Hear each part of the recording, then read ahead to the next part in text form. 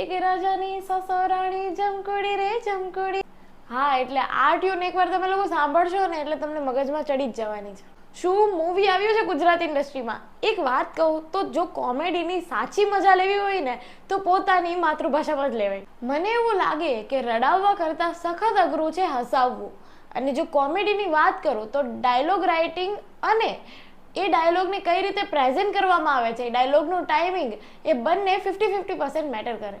Dialog ડિલિવરીમાં બધા કાસ્ટનું કામ મને તો એકદમ પરફેક્ટ લાગ્યું. ડાયલોગના પંચીસમાં સંજય ગોરડિયા અને વિરાજ ગેલાણીનું કામ મને સૌથી વધારે ગમ્યું.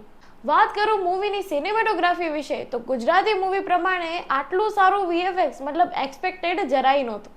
પાર્થિવ ગોહિલ અને માનસી પારેખે ગુજરાતી ઇન્ડસ્ટ્રીની કાયા પલટ કરવાનું શરૂ કરી દીધું છે. બેસ્ટ પ્રોડ્યુસર્સ, બેસ્ટ કાસ્ટિંગ અને સારામાં સારા ડિરેક્ટર વાળું આ મૂવી અત્યારે થિયેટરમાં જામી રહ્યું છે.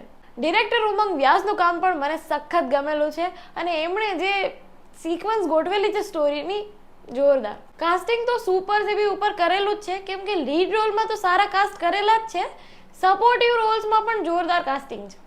એક્ટિંગ બાબતે વિરાજ ગેલાણી, માનસી પારેખ, ચેતન દયા, સંજય ગોરડિયા બધાનું કામ મને ફૂલ ઓન પોઈન્ટ લાગ્યું. એક વાત કહું તો સૌથી વધારે મજા છે ને મને થિયેટરમાં ગરબા સાંભળવાની આવે. ટૂંકમાં કહું તો આખું થિયેટર જોરથી હસતું હતું. સો વેકેશન ટાઈમમાં ફેમિલી ટાઈમ સ્પેન્ડ કરવો હોય તો આ પરફેક્ટ ગુજરાતી મૂવી છે તમારી ફેમિલી સાથે જોવા માટે. બાકી તો આ મૂવીને હું 4 સ્ટાર આપવા માંગીશ. Take care and have a nice day.